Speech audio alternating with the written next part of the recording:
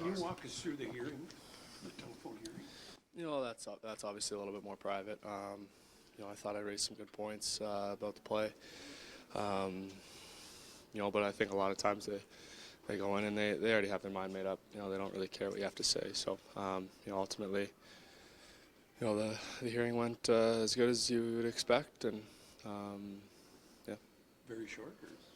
It wasn't overly long. It was didn't need to be. It wasn't like it was insane, like blow someone up kind of play. So it was not very long at all. Maybe tell us what your thoughts were on the play. There clearly was some head contact, but there's also sounds like a lot of mitigating circumstances. What were your thoughts on the hit? Yeah, I think there's a lot of different elements to it. I think one is I'm obviously on the back check, but I stopped skating by the red line, which probably isn't good for the back check. So I think Hitch showed in the video I was moving so slow. So obviously drop pass, it's my guy, bobbles the puck for a second.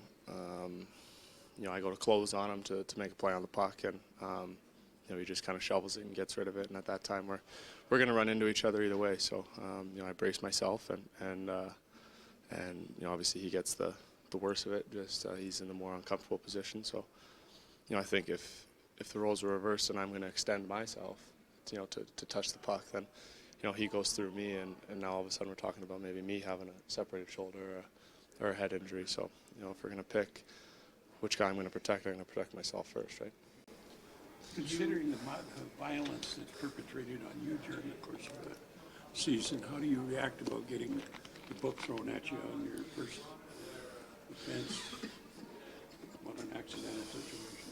Yeah, that's a different situation. I'm not going to comment on the reffing because that has nothing to do with this. Like you said, it was my first time ever even, having a questionable thing, that I've done on the ice. So, and if they wanted to prove a point, I don't know, but ultimately it's not my decision. What were you, after you have the hearing and you had some time, what was kind of going through your mind regarding maybe expectations when you did hear back from them? Just hearing the way they were talking about it, the way they explained it, the way I understand the rule now.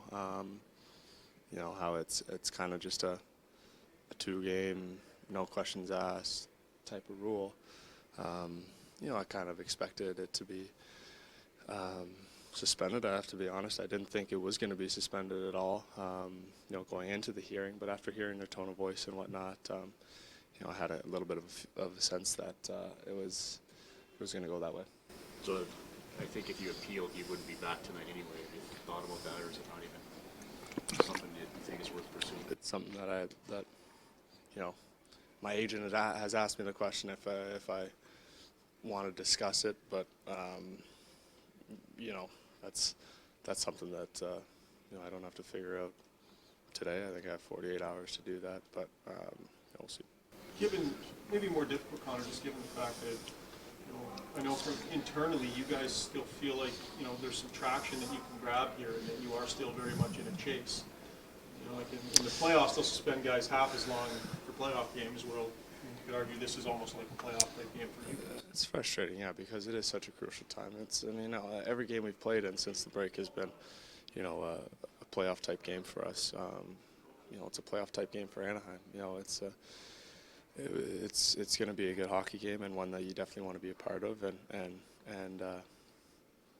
it's almost I don't want to say unfair, because the hit or the collision or whatever was, it deserves some action. So obviously they felt that I shouldn't be playing tonight, but it's a bit of a shame just because it is such a big game for our team and for the Ducks and for the